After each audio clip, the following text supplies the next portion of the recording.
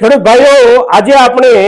આપણી લાલ ડુંગળીની બજાર સ્થિતિ અને લાલ ડુંગળીના અત્યારના વાતાવરણ, વીતેલા દિવસોની પરિસ્થિતિ જે કાંઈ આપણે જોઈ તે અને સાથે સાથે આવનારા દિવસોમાં આપણે આપણા લાલ ડુંગળીના પાક પર શું નિર્ણય કરી શકીએ એ મુદ્દાની ચર્ચા જ્યારે કરીએ છીએ ત્યારે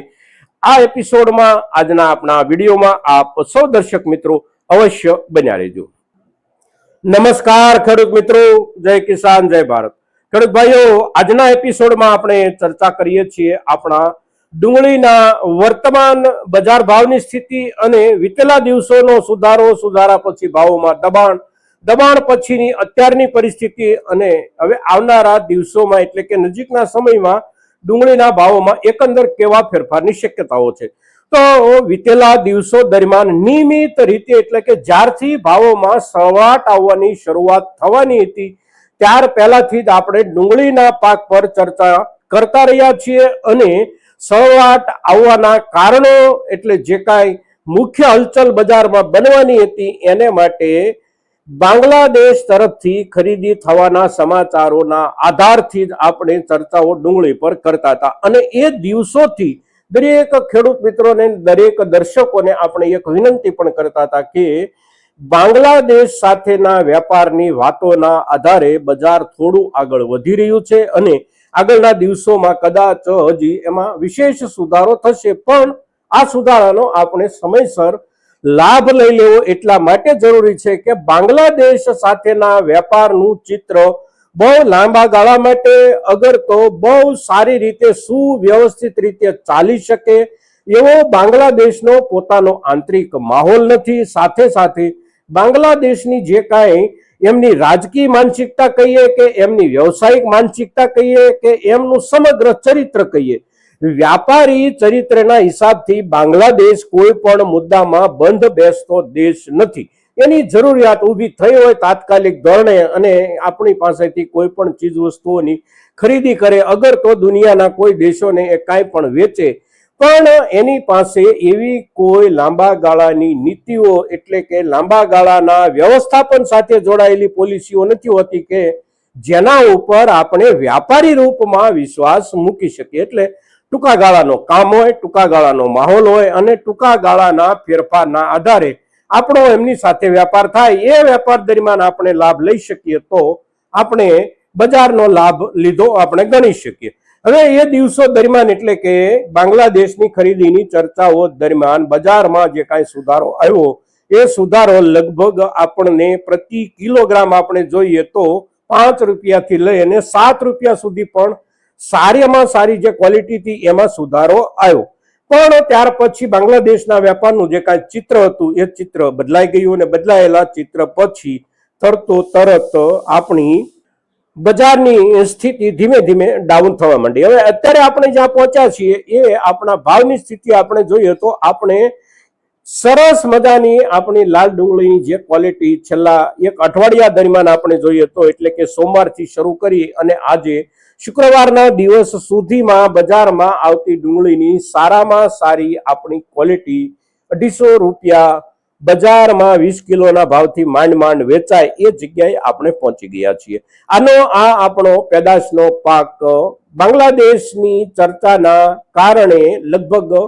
375 રૂપિયા સુધી કે 400 રૂપિયા સુધી વેચાવાની શરૂઆત એકાદ બે દિવસ માટે થઈ હતી, પણ પછી ધીમે ધીમે ભાવોમાં કમી આવતી ગઈ. હવે અત્યારે આ પરિસ્થિતિ છે, નીચેના જે કાંઈ માલ છે એ પોતપોતાના ગ્રેડ એટલે કે પોતપોતાની એક ગુણવત્તાના ધોરણે વેચાઈ રહ્યા છે. 75 રૂપિયાથી પણ બજારમાં માલ વેચાઈ રહ્યો હોય, 100 રૂપિયા, 125 કે 200 રૂપિયા સુધી, પણ સારામાં સારી આપણી ક્વોલિટી એટલે 250 રૂપિયા અને સુપર બેસ્ટ ક્વોલિટી 300 રૂપિયા સુધી પહોંચતા અટકી જાય છે. હવે આગળના સમયમાં આપણે શું કરી શકીએ? આપણી પાસે હજી માલ રહી ગયો છે તો એને માટે નજીકના દિવસોમાં અત્યારના બજારના વાતાવરણ પ્રમાણે કોઈ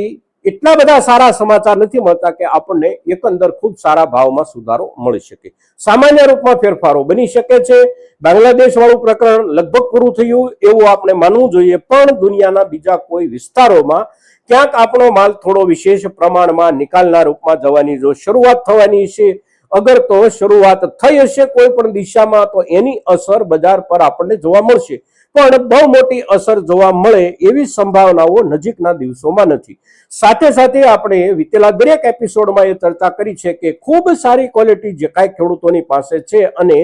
જે ક્વોલિટી એપ્રિલ કે મે મહિના દરમિયાન તૈયાર થઈ અને પૂરેપૂરો સમય જમીનમાં રહી અને બહાર નીકળી છે, એટલે કે જેના લોબર સંપૂર્ણપણે કુદરતી રીતે ગળી ગયા હોય અને ખેડૂતે ઉપાડી હોય, આવી જે ડુંગળીની ક્વોલિટી છે આપણી, એ ડુંગળીની ક્વોલિટીને માટે આપણી સ્થાનિક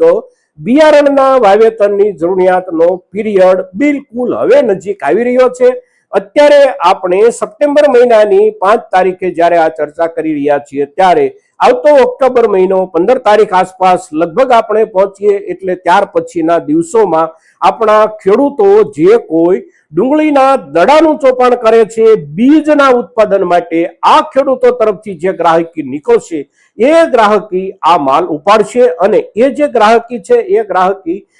જે બજાર આપણે રોજે રોજ આપણી જે કઈ ઉપજોનું વેચાણ જ્યાં આપણે યાર્ડમાં કરીએ છીએ એના ભાવ સાથે આ ભાવને બહુ સંબંધ નથી હોતો. આનો જે ભાવ આપણને મળવાનો હોય એ ભાવ આપણી એક સરખી સમાન ક્વોલિટી હોય અને સારામાં સારી રીતે સચવાયેલો પાક હોય અને જેના સારા ઉગાવવાની ક્ષમતા હોય, આવી આપણી જે કોઈ ખેડૂતો પાસે સંગ્રહિત ડુંગળીની પેદાશ છે એમના માટે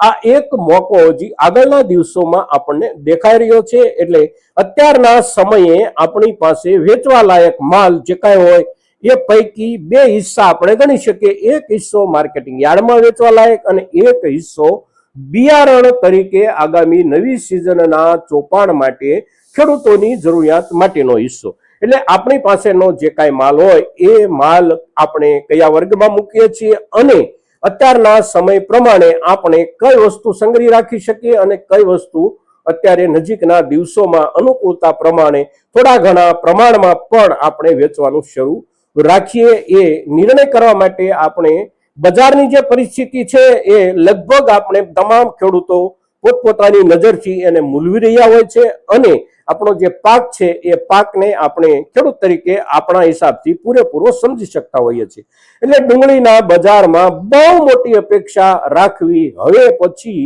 નજીકના દિવસોમાં બહુ